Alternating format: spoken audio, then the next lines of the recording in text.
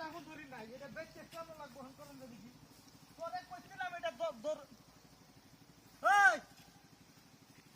এই এর কাজ কি এর কি দাদা এটা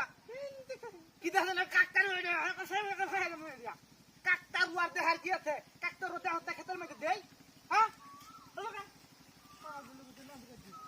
বড় লাগে একটা খবর নাই বাজার মধ্যে না বেচতে বাজার মধ্যে ধর হ্যাঁ ধর এটা কি রে কেউ না লাগে এই এই খাচ্ছি নাই খাচ্ছি নি